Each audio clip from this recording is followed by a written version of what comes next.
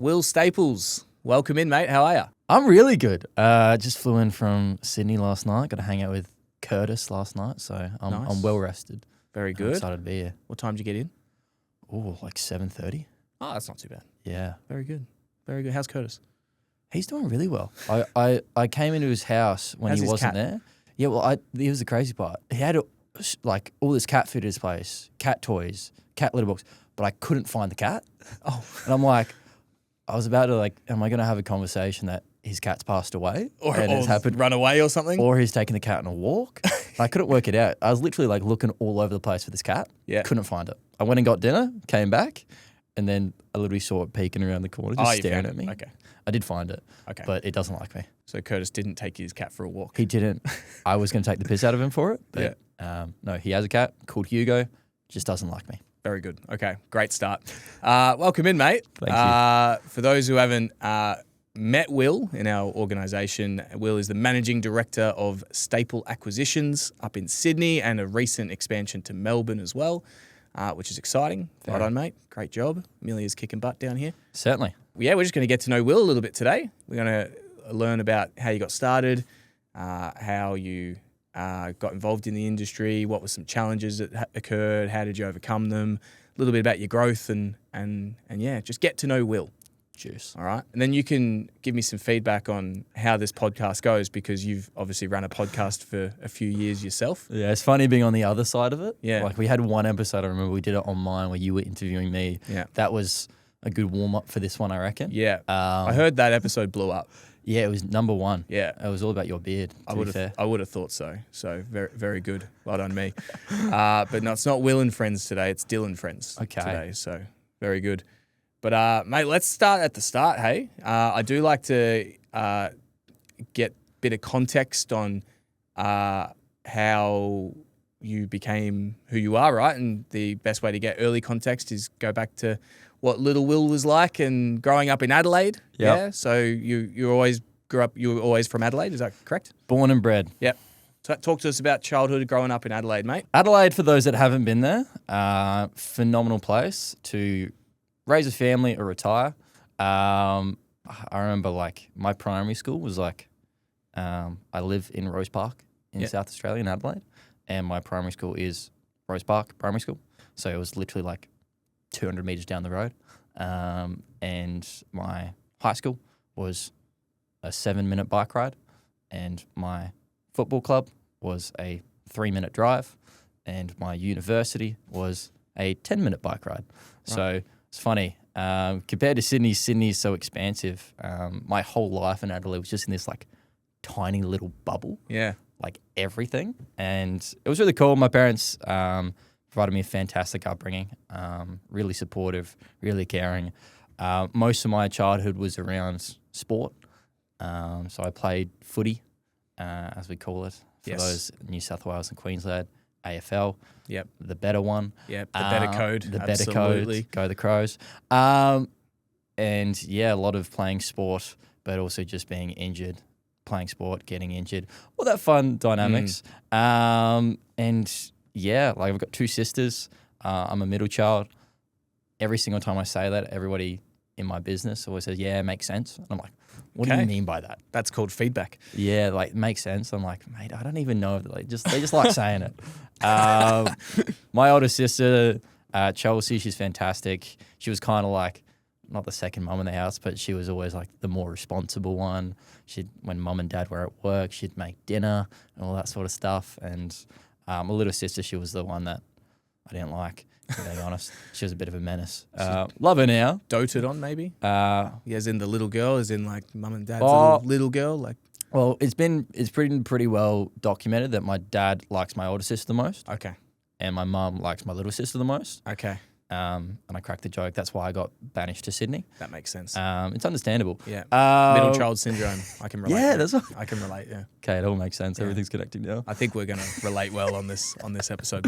But yeah, so childhood, it was very, very routine, especially growing up. It was my mum's a nurse, my dad's a software engineer, my dad works Monday to Friday, my mum works Sunday to Monday. So every Monday was my favorite day of the week, surprisingly, because I'd always go to my grandma's house, which was, shock horror, 5-minute walk from my parents' house. Yeah. And every Monday we'd go to my grandma's house, and she would just make us seriously overweight with food. Yeah. It would be snacks, we'd play board games, then there'd be entree, then there'd be main, then there'd be dessert, then there would be cheese and crackers. Yeah. Every single Monday. So What a grandma. yeah, well, I've got a tattoo from my grandma. Lovely. Shout out to her.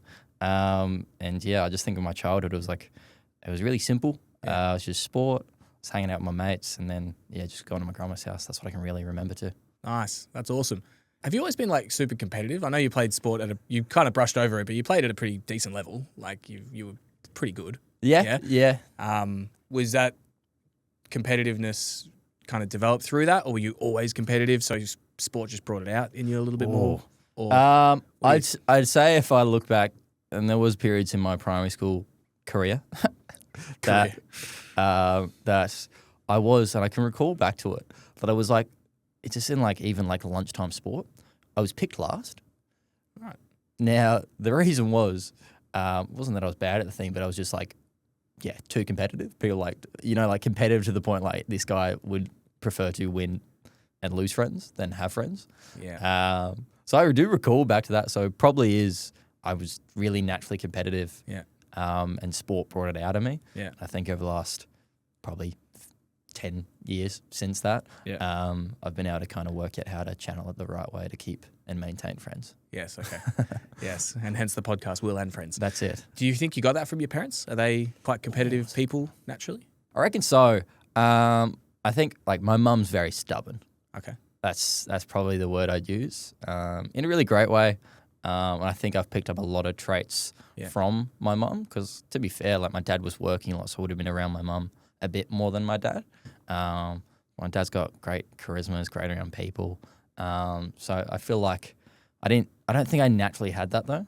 I personally studied engineering myself, and I did see myself as kind of that introverted engineering kid. So I think that certainly got nurtured rather than me kind of starting out with that side of things, the charisma. Yeah. But definitely the stubbornness. Okay. Yeah, that's from my mum. Stubbornness, love it. Shout out to mum if you're listening. Yeah. You briefly just mentioned that you were studying engineering. So let's go into that, right? So before you started in our industry and built the career you've built, you were studying engineering, civil engineering? Or? I was doing mechanical. So my goal was to go into aerospace engineering. Okay. I think it is kind of important to talk about like high school with that. My parents, it's kind of what made kind of jumping into this industry quite challenging, especially with the move that happened of moving from Adelaide to Sydney. Yeah. My parents sent me to the most expensive school in South Australia. I don't think my parents, I haven't ever received pocket money. I haven't ever received anything monetary from my parents, but they did provide me with a really good education. They worked their asses off when they were younger. And my dad was the first person in his family to ever go to university. And he went into software engineering, and now in most regards is done fantastic. And they certainly have done really well for themselves. I just looked at my high school time. I don't know if it's a feeling of guilt, but responsibility that they'd put so much money into my education. I really knew that I'd feel bad if I didn't try to make the most of it. So there was literally times throughout high school where I'd want to be hanging out with my mates, but because I felt this guilt, I would literally be through year 10, year 11 and year 12 studying at lunchtime just to make sure I got good grades so I didn't disappoint my parents. Which was this weird thing because I was playing footy, trying to go pro in that, but also studying my ass off for my parents. And I got the grades that they were kind of looking for, and they were happy with that, which is great. And that's kind of what got me to go down the path of engineering because I'm my dad's done it. I'm really bad at spelling and I hate English. And if anybody's seen theoretical maths, it can send you down a rabbit hole and I think you'd go insane. So keeping it to building things, practical, that's when I'm yep, cool, that's me. And I kind of, even from the age of 13, was I'm becoming an engineer. Okay. So then obviously the transition is I go to university to study engineering. So I went into mechanical with the idea of going into aerospace. I think space is pretty cool. Yeah. Pretty scary, but pretty cool. Yeah. I went into mechanical engineering at the University of Adelaide. Started in March 2021. Okay. Right. And that exact same month is when I started in this industry. There you go. Okay. So you balanced it for a little bit, right? You balanced going to uni and balancing the field. So what was it, 1 or 2 days a week of university and then 3 days of the field? Oh, they let anyone back into this industry back then, mate. They let anyone in. I literally had 2.5 days of availability. Yeah, 2.5. Yeah. Imagine you doing a final interview with someone now with 2.5 days availability. You wouldn't even sit with them. It's hectic. You would say, "Hey, sorry, mate. I don't know why you're here. Off you go." Yeah. Yeah. Okay. But so you did 2.5 days in the field, and you were mostly focusing on uni. So how was that in terms of picking up sales? Like, were you said you're naturally an introvert, so I assume there were some challenges with getting your head around the fact that now you're trying to knock on doors, or just dealing with humans.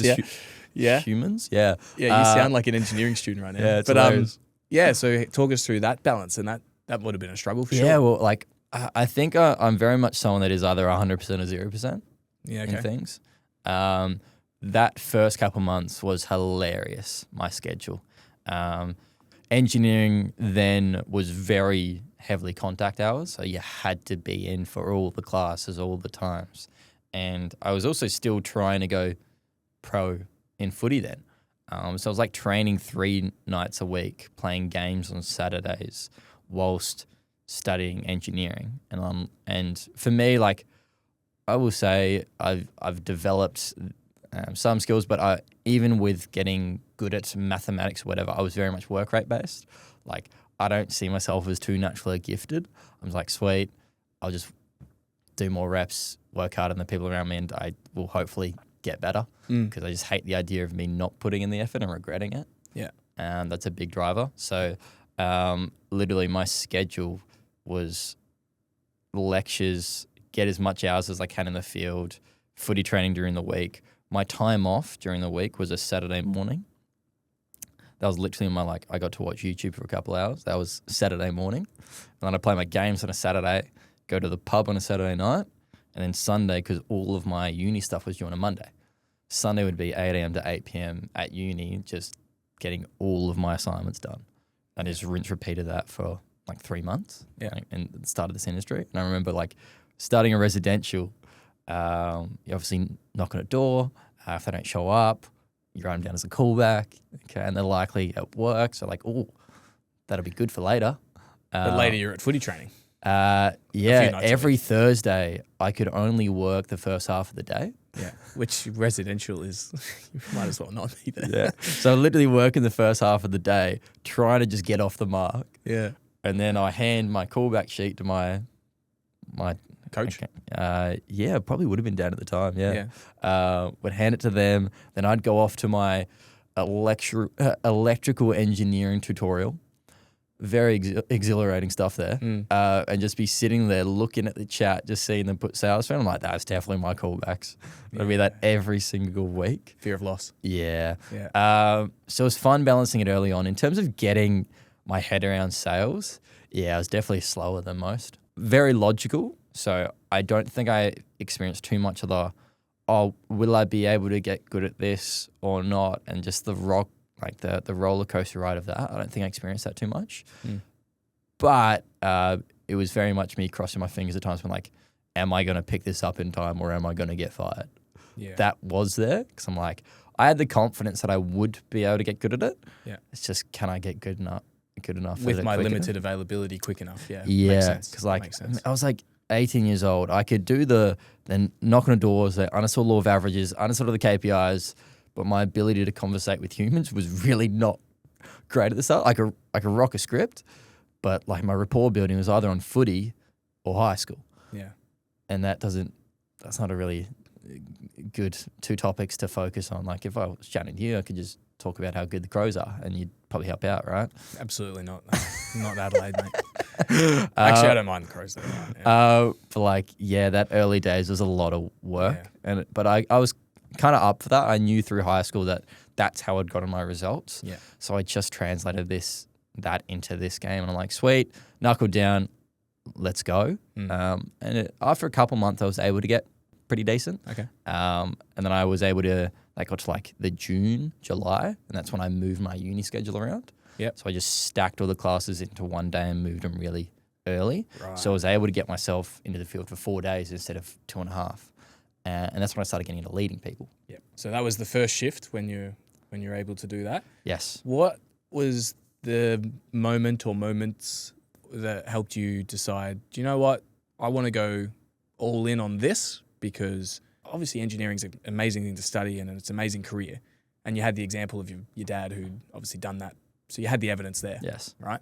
But it doesn't sound like it was ever really a passion. It was more a logical decision to go, I know that's a good career. I know I can do it, and my dad's done it.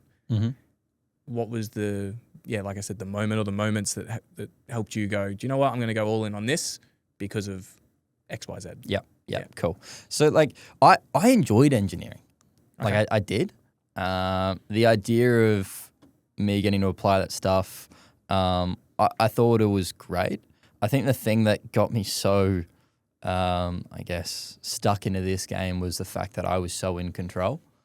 Like, I just loved the fact that I got to dictate what happened, and it was on me whether I won or whether I lost. Yeah. And I could just look in the mirror and either give myself praise or hold myself accountable. Yeah. I think the idea of being in first year engineering and doing group projects really was like a polar opposite to that. Whereas like in the group projects, like it'd be you trying to work with a bunch of different people, some that really don't even care to be there, some that are like, we need to get an A+ on this, and people not doing their job and this and that, and then that reflecting on you. And I'm like, I don't like the idea of me being in something where I'm not fully the one dictating my terms. And I remember my first ever job, like jumping into this industry, this was my second job.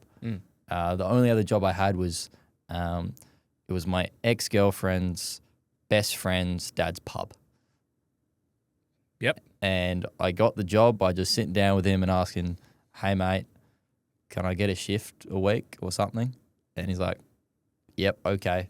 So I was in Friday nights for 3 to 5 hours. So my paycheck was either like $70 or 95 every single week. And that just afforded me a couple of beers and a palmy on the weekend. Ballin'. But I remember in that, because I'm like, I liked the guy, I worked quite hard. And I'm like, yeah, I like this dude, so I'm going to wait the tables well. I'm going to pick up the class and make sure it's doing well. And I was like 16, 17 at the time. So I was only getting paid like, I don't know, like 17, 19 bucks an hour. And I'd say like the 21, 22, 23-year-olds there, they were just half-assing it. They weren't doing much. They just kind of trying to make the most of their breaks, this and that. And they were getting paid more than me. And I'm like, that kind of hurts me. Yeah. So I think having those sort of things happen after each other. Also, I did a cherry picking job or cherry sorting job for 2 weeks over Christmas. Nice. I think the idea of doing something so mundane, it really made me like pause and think, I could not do this for years. And I kind of just translated that to like probably early level engineering and different things. There's probably things that you're going to do that like, it's just going to be this mundane thing. And I saw what my dad has done, and I really respected all the work that he's put in. But he didn't seem like he was in control. He was still complaining about the different pieces in management, this and that, and not actually being able to go do too much about it.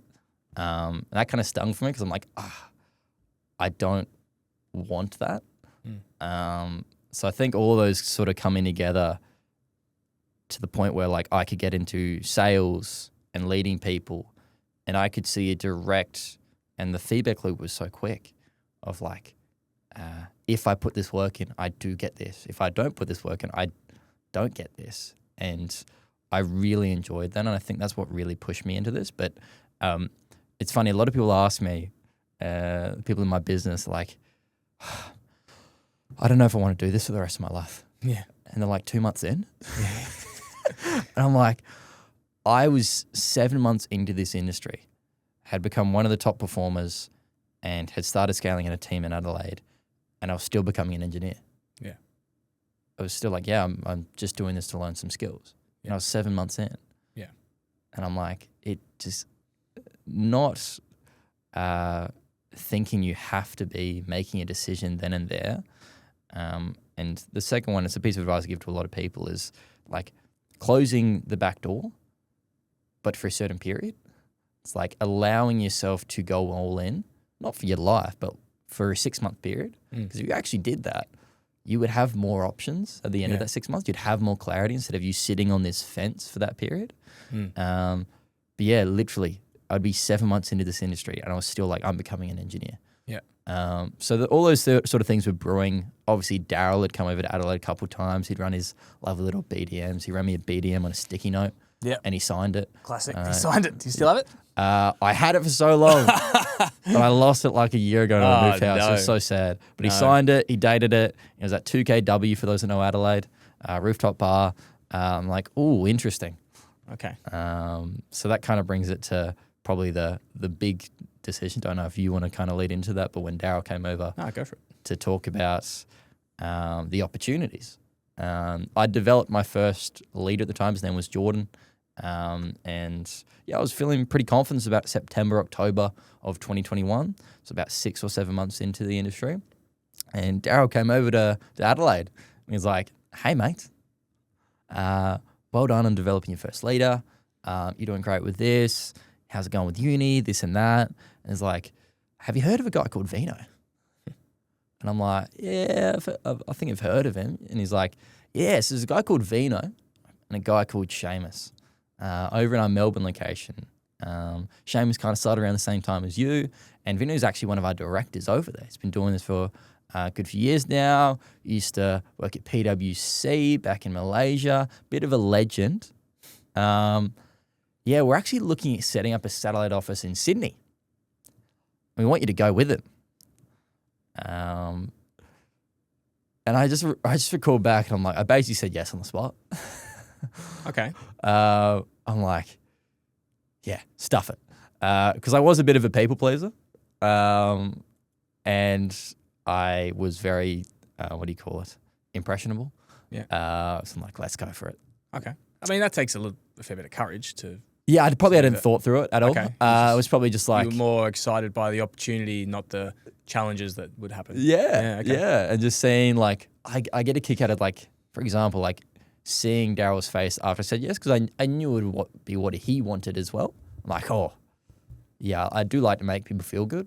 And that made me feel good, seeing that he felt good, being like, obviously there's a reason he's selected me for it. It's probably going to be beneficial for Vino to have some players from this. I got that side of it. And I was very much bought into the idea of supporting Bua as a whole. So it wasn't necessarily just for me. Yeah. But yeah, that was a fun next little while in Adelaide because my mum is strict. Yeah, she's had contracts with her kids on stuff. She's a legend, and she's so supportive, really caring, really goes out of her way for us. I just knew that I was going to go sit down with my parents. I deliberately waited so long for the conversation. Our plan was to move at the end of December to open up like Jan 4th, 2022. Yeah. I didn't talk to my parents till like the end of like November. Yeah. And I'm like... Just delayed it.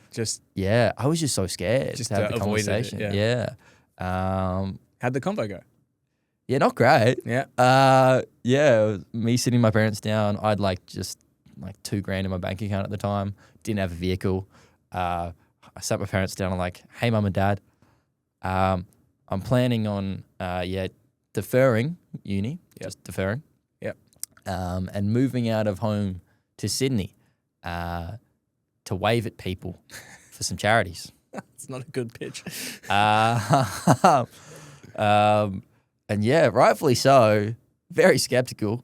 And weren't too excited by the idea at the get-go. And it was a 90-minute conversation we had. And I had unsold them somehow. I'd brought them further away from a yes than at the start of the conversation, somehow. Still working on your sales skills at this point. Very much so. They're a hard sell. Yeah. And then literally at the end of it, my mum's like, who's your boss again? I'm like, his name's Daryl. He's like, okay, you're getting him on a Zoom call tomorrow. We're going to have a chat. And I still remember me going to Daryl. I'm like, I can't say, hey, Daryl, you need to get it. I'm like, I worded a bit different. Hey, Daryl, are you available? I do remember saying in the text, just be prepared.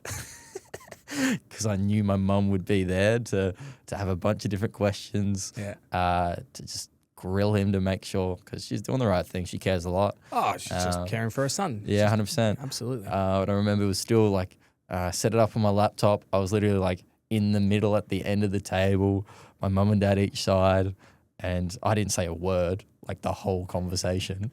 I just said, hey, Daz, so this is my mum, this is my dad. And then it just, like an hour convo of me just sitting there and then just going back and forth. That's gold. Yeah, Daryl did really well. So probably a better salesman. Yeah, just a little bit. Than you. It's the Irish accent, I reckon. Yeah, maybe. He would say that. I knew obviously your parents cared a lot. Like they put a lot into raising you and your sisters well, but I didn't realize it was as long as maybe an hour on a Zoom trying to explain the concept of opening a new office and why Will has been chosen for that and what it could lead to potentially. So, I mean, it's a great lesson in, I know you kind of said yes for a few reasons. One being that you are a little bit of a people pleaser and you wanted to, not let him down.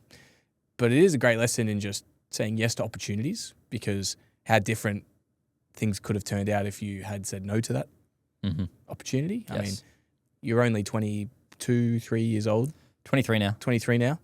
And you've been running your business for a year? It's 2 years. Is it 2 next years? week. So you've been running your business for 2 years. That means you started trading when you were, 20 or 21? 21. Yeah. 21, okay. And so, being a business owner at the age of 21 does not happen just like that. Yeah. So imagine it's one of those sliding doors moments where it's like, just say yes and take the opportunity. If it doesn't work out, it doesn't work out. You can always go back to Adelaide. You can always go back to uni. So just go for it. Yes. Yeah. Would you say that you sort of preach that message with the crew now, where it's not preach, maybe the wrong word, but you do encourage people just, hey, say yes, because you don't know what this can lead to? Yeah. The thing for me, and I think I try to put myself in the shoes of my guys there, and be like, well, what are they hesitant on? What would they be needing in order to go say yes? And I think people feel like those that have said yes to things have had ultimate clarity. Like, oh, this is tick, tick, tick, tick, tick. This is the right decision. When realistically, no, not even close to it. Yeah. I think the ability to say yes for the fact that it could work out, or understanding that the reality is there aren't many things in life that are irreversible. Like, people even talk about tattoos. You can get tattoos removed, right? And people see that as this permanent thing. I'm like, yeah, most things in life are reversible. There are some that aren't, but most are. And the idea of like the risk of going, that is scary. But the risk of not going, I found that scarier. And I think making sure that you are weighing up both sides of it, because it's like, business is risky, but also staying stagnant in a 9-to-5 is really risky. And it's working out the balance of that. And that to me is the thing that's helped me take action on a lot of things. I think the cool part is you'll just get the feedback loop from it. When you do say yes to things, you'll get the positive reinforcement of that decision, and it makes the threshold to go say yes the next time a lot easier. So I would say just have a crack, but through the lens of like, you don't need to know everything and have full clarity. I just say as long as you've got people around you that you do trust, lean on that a little bit, allow yourself to, because there is a reason they've got some experience. Like, I was 21 when I opened my business. I'm like, did I have full confidence in me? No. But I had people in my corner that did believe in me. And I'm 21. I'm like, I know some stuff, but I'd still had at the time 4 years for my brain to fully develop. I'm like, sweet, I'm not a know-it-all. But there's some people here that have some experience, and I'm going to lower my ego and have confidence in their decision-making on me. It does come with a bit of trust, but I think you being able to go trust people that are trying to help you and not just think that you should know best for you. That's helped me a lot. That's awesome. And okay, so let's fast forward a tiny bit, right? So you made the decision, moved to Perth, moved to Sydney. No doubt there was a lot of challenges, especially early days. Like you had moved into a leadership role and a coaching role in Adelaide, but probably not a huge amount. And by the time you're in Sydney, all of a sudden you're a key leader in that office, right? And so when those challenges happened, and you said when you made the decision, the fear of saying no outweighed the fear of saying yes. Mm-hmm. So when the challenges happened, how did you quiet down the voice that said this was the wrong decision? Or did you not even have that thought? Definitely have that thought. Okay. But I'm big on preempting. So you thought you were prepared for that? You figured you would have that? So I overthink on a lot of things. And that makes it hard for me sometimes, but it has helped me. And that's why I think I can talk from confidence and give advice on that sort of topic. I knew moving to Sydney that I was going to experience pain. And I think it's a hard one, but one of the big things I preempted, because again, I'm a logical man. I literally remember writing it down. I was preempting the idea that my grandma was going to pass away when I moved, which was not easy at all, because my grandma's a big part of my life. And I remember she was like 88, 89 years old, and she was deteriorating a little bit. And I remember over my last couple months in Adelaide, I did filter it into my weekly schedule because my grandma couldn't leave her house at that time. And I deliberately surprised her. So I just knock on her door. She might think of the postman. She'd come out and be me. And then I just sit down with her and hang out for an hour or so. And that was a really hard conversation, being like saying goodbye when I moved to Sydney, because I kind of did know that it was probably going to be the last time I saw her. And I did kind of chat to her about that. And I think she was the big person that I needed the okay from to go move to Sydney. And she said, yeah, go. Like, you've got to go do it. So that gave me a lot of confidence, but I did feel quite a bit of guilt. I'm someone that can brush over emotions naturally, and I'm getting better at being able to go process them, but I kind of knew that I'd be able to push through it stronger than my family. I just felt mainly really guilty that I wasn't going to be there for my mum and mainly my sisters through that period, which that was really hard. But literally moving to Sydney, she passed away the first month into Sydney. Right. So like Jan 30th, 2022, she passed away. Yeah. I remember it was a Sunday. We were going on a road trip. Just before the road trip meeting, I got a call from my mum. Yeah, so that wasn't easy. I think that was like the big thing that was on my mind, making the decision to move to Sydney.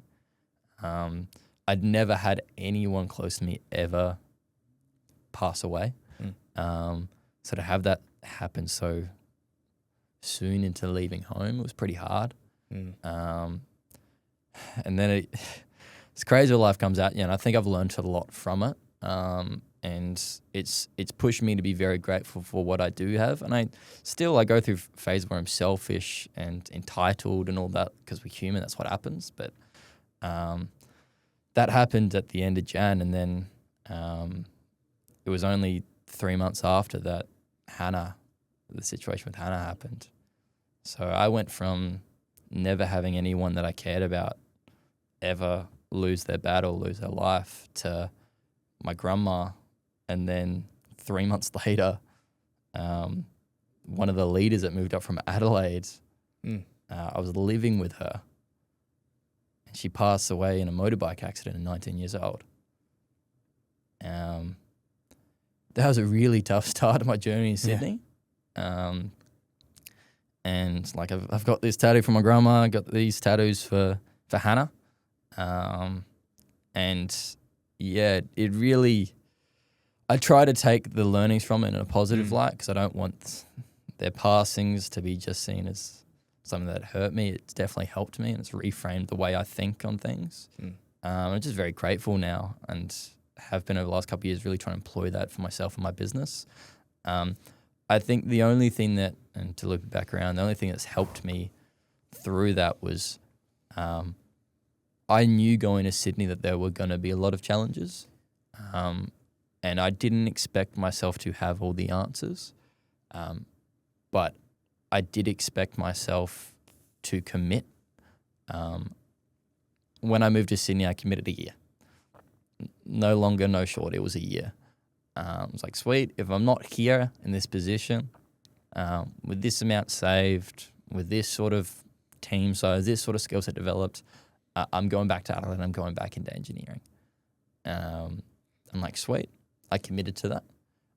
So that through these challenges that were going to come up, when I was in those low moments, when it was easy to think, oh, it'd be nice if I got my home cooked meals, my washing done for me, it'd be cool to just go hang out with my mates back in Adelaide, that I didn't just fold. And I, instead of looking for the problems and the reasons to go back, I was focused on looking for solutions to get myself back up, because I knew I had another 9 months of this. And I'm like, that extra 9 months, I'm like, I don't want that to be bad 9 months. I want to feel okay at least. So I'm like, I've got to problem solve at least how to make myself feel good.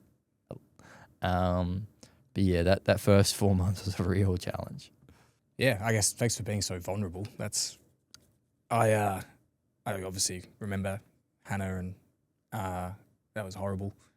I didn't know about your grandma so soon after you'd made the move.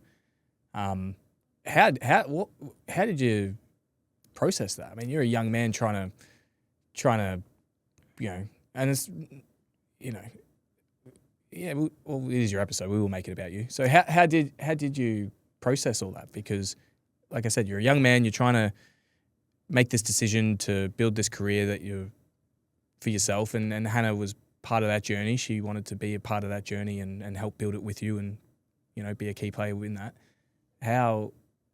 What was the mindset like? Who did you lean on? Who did you speak to? What did you do? I probably didn't fully understand my emotions. Again, I was only 19. And I'm still learning to understand my emotions today. I was able to lean on people. I did bottle some of it, which wasn't necessarily easy. But I kind of used it as the reason why I had to go win. Because my main drive is to go be successful. They're not targeted for me. I am, the way I'm wired is I just want to provide for the people around me. That's how I feel worth and value. And I'm like, I just saw these as reasons why I need to go support my family. Because what if they get sick? What if stuff doesn't go right for them? I kind of look at myself and I'm like, I've been given such great education. I've grown up in Australia. I've got two parents that both care a lot. What's my excuse? And I think the idea that there are millions of people that compare their best day for your worst day, I really use that as an idea that still, yes, I did lose my grandma, but at least I got to hang out with her. And yes, Hannah did pass away way too young, but at least I got to have a laugh with her. And I remember sitting at a bunch of goals with Hannah about the businesses we're going to build and all this sort of stuff. And I kind of committed then. I'm like, yeah, well, like I'm now doing it for Hannah and I'm doing it for my grandma. Because I'm like, my grandma's last memories were, oh, Will's going to go open businesses. And for me, I thought it was quite, and it might be false logic, but I thought it was pretty selfish if I used that as the reason why I wasn't going to succeed. instead of using what Hannah's provided for me, the lessons she's taught me, my grandma, as the reason why I should go win and be able to go provide for my family in the future.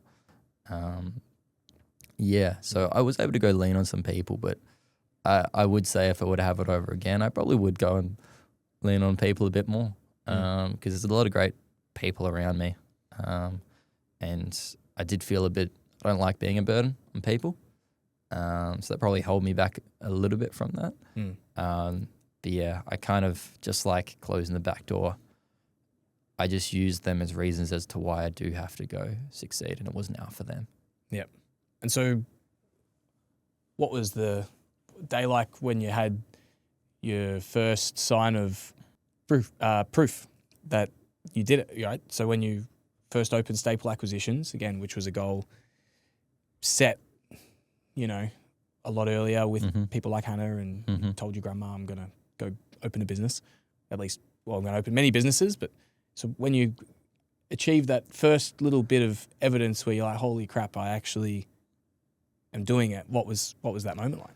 Was it emotional? Was it? It's funny. It was emotional. I know you've also, sorry to cut you off. I know you've also said you're not an emotional guy. Like you're a very logical guy. So what was that like? Yeah, it's funny. It was emotional, but again, like the way my brain's wired, it's always to the next thing. I'm a tick box guy. Yeah. I think the part that made it emotional for me was seeing the people in that team, in that business at the time, and seeing their faces and seeing we did it. It really wasn't like, oh, look at me, I've gone and opened a business. Because if I'm being honest, my goals are like, I kind of had set my brain up in the way that opening a business was inevitable. My goals are further than that. But I think the idea that I got to go build this with people that I really cared about, and the fact that I was able to go provide an environment where at times, even some of my core guys, they'd lost belief, they'd lost things. And it's just being able to see their faces of we've made this happen. We have this identity of Staple Acquisitions. I don't know if it's got my last name, but it was very much, this is our business. Yeah. That was kind of what got me emotional, being able to be I've built something that I have confidence is going to help these people build the life that they've said they really want. And that was the sort of emotional impact that had on me. Yeah, 100%. 100%. It's certainly a team effort. It's not, you can't build a company with one person, can you? So it's a cool moment. It's a great reward for years of commitment. Yes. Yeah, 100%. Okay, cool. I want to change gears slightly. Go for it. I want to talk a little bit about because I've did a episode with Vino just before, and we were talking about the dynamic of when Sydney opened up and how you were coming from Adelaide and he was coming from Melbourne with Seamus, and I don't think you and Vino really knew that much about each other. If you'd probably met a handful of times, maybe, at events and things, but your relationship with him and Seamus has developed a lot. You've shared some great laughs together. You've had some serious challenges together. Talk to maybe we'll start with Vino. So talk to me about how that relationship has kind of evolved and. Hilarious. Yeah. I would take You're both very different people. I would take as well. a bullet for that, man. Yeah. It's insane. I really think my Sydney experience, I don't think I would be in this industry if it wasn't for Vino, especially in Sydney. I didn't have, I didn't have any fatherly figure or really any support network when I was in Sydney. Obviously, I had my dad back in Adelaide, but in Sydney, and 19 years old, I didn't really have any of that. So to have Vino there, it's funny, I used to crack jokes. When I started in the industry, I was 18, he was 36. So hey Vino, I could be your kid, which was funny. But yeah, he provided such a safety net for me. And I think the biggest thing was the way because he was a director of Bill Group Sydney at the time. And the way he was so okay with me taking responsibility for things, me adding my 2 cents, him allowing me to just not take the limelight at all. But like if I asked like, hey Vina, can I have a crack at this? Like, yeah, 100%. And he was just so supportive. And I remember I was like wanting to go develop different things. And he was like, hey, like you can just come hang out with me on a Sunday.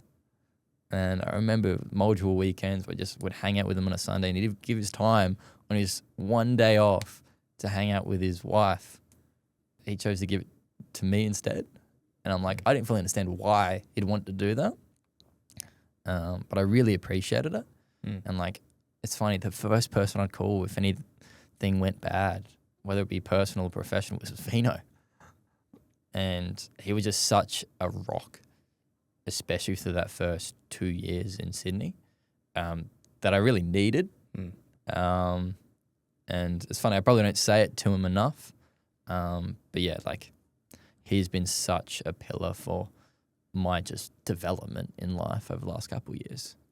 So it's funny, I didn't shed a tear for my incorporation, but I did for Vino's. Because that was a massive milestone for me. So being able to grow up through that 19, 20, 21 really developmental years, having Vino there was amazing. And I officially do go for Arsenal for Vino. He's converted you. He's converted me. It happened. He'll be so happy. It happened years ago because I'm like, I'd take a bullet for Vino, so I probably got to go for the team that he goes for as well. So yeah, those two things are the same. Yeah, he's a legend. So having that there was it was phenomenal. I can't speak on him highly enough. That's awesome. And what about Seamus? So you guys would have expanded together at a similar level. Yeah, I'm guessing he may be a little bit more experienced, but similar level. Yeah, how's that relation? And he's going to hit his milestone very shortly of opening up his business, which is awesome. Yes. So yeah, talk about that. Talk about that relationship. Different dynamic. Yeah. So he started January. I started March of 2021. So like virtually the same sort of experience level coming into Sydney. He's 24, I'm 23, kind of coming up with this together. It was a great positive relationship. It's also very competitive. Yeah. I think that was what was needed between us. Yeah. Like I remember setting out so many goals in my first year, and it was literally like, because I lived with Seamus, I would literally go into his room like, hey Seamus, like how much bonus did you make over the last like 3 months? Like what was your RPH? What was this? I literally have it on my whiteboard, Seamus's numbers, and then my numbers. And like he was beating me in bonuses because his fail rate was better or whatever. And I'm like, and I literally like, you can't let Seamus high roll you. And it was positive. It never got toxic. But I think we really kept each other accountable through those first couple of years. And I think it was a really good thing, the fact that we were able to keep it positive, and that was really important. So we did have a really close connection. We did live together. But the fact that we were keen to go set the tone for each other.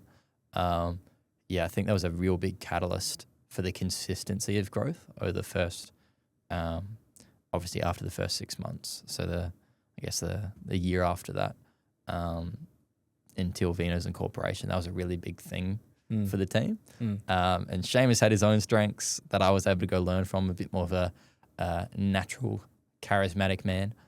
Compared to me, I think we did complement each other through that year, and I'm very excited for him to go open up his own business.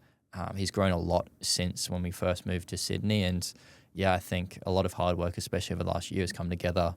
I wouldn't say he's grown up, but like he's grown up. Yeah, and that's really going to help him run a successful business soon. No, that's great. That's awesome. Thanks for touching on that. I think the reason I like to ask those questions is because I think something that's really special about our organisation is the relationships that have got built while the businesses have been built. I would say it's way more important that the relationships that we've built are maintained than the businesses themselves. As funny as that sounds, but yeah. Okay. All right. We're going to do our final few questions. All right. So some of these are a little bit like quick answer sort of stuff. Okay.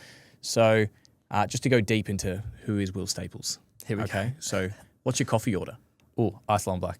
That was very quick. Yeah. Just no, always ice long black, regardless. It doesn't matter the temperature of the day of the week, whatever.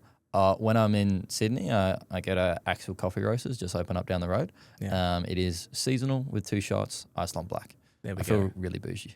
You are bougie. It's great. What a bougie man from Adelaide. Are you a beer or a wine man? Ooh, it is changing. You're becoming more of a wine man, aren't you? Yeah, well, I'm from South Australia. We got the best wine going around. Oh, that's what they say. Yeah, I'd say still beer, but at 25, I'm probably going to be a wine man. Okay, there we go. A couple more years. Yeah. What is your bucket list destination that you haven't visited yet? Okay. Right now, really simple answer. I want to Airbnb a little hut in Iceland. Okay. I want it to have a hot tub and a cold plunge because you can see the Northern Lights there as well. So my goal is I just want to wake up, be able to have like the hot tub, ice plunge, like really just zen experience, do some journaling, looking up at the Northern Lights. I think that'd be pretty insane. Like there's a lot of picturesque land out that way, that Scandinavian country. So that's what it would be. I love that. That is so rogue. I love that so much. A couple more for you. Actually, I asked Vino this one, so I'm going to ask you as well. What is your favourite thing about our industry?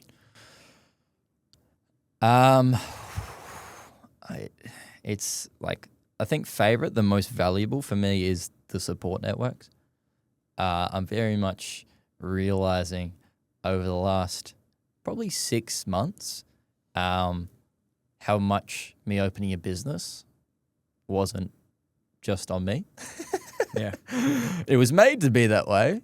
But no, I had a lot of support around me, and it's the right sort of support. It's a safety net, but it doesn't coddle you. It allows you to kind of have the ability to kind of freestyle and build the thing the way you wanted to build it, but it kind of keeps you. We talk about like the lifeguards in the swimming pool. It kind of just keeps you on track.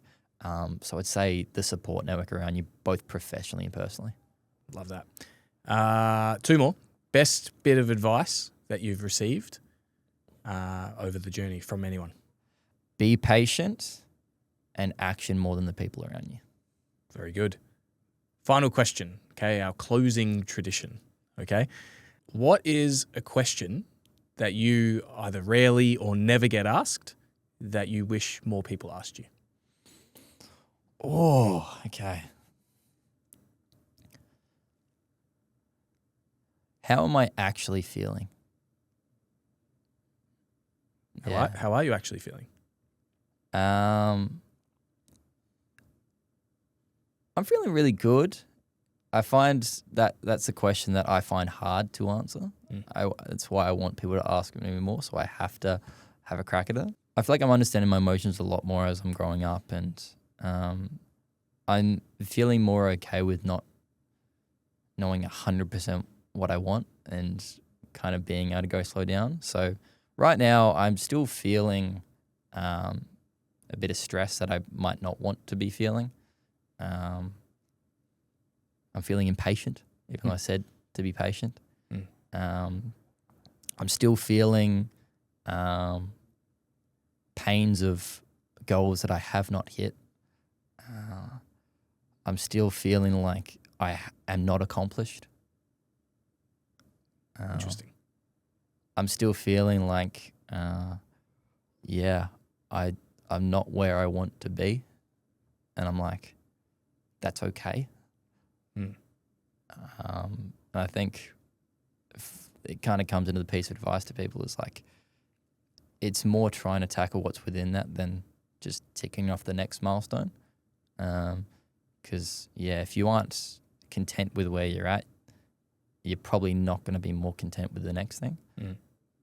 So I think how I'm feeling is I'm feeling good. I'm feeling okay. But I'm feeling like I want to understand myself more over the next couple of years, and that'll help me feel really excited. That's an amazing answer. If we had another hour, we could really dive into that. But we're going to have to do a part 2, I reckon. We're going to have to do a follow-up. Thanks, mate, for joining the pod. Thanks for being so vulnerable. That was incredible. I think a lot of people are going to get a lot out of that. And you're saying you're not quite feeling accomplished yet, but you should be very proud of yourself, mate. You've achieved a lot in a short period of time, and you're still a young man, and you're still working it all out, as we all are. But well done, and thanks again. I really appreciate it, mate. Thank you.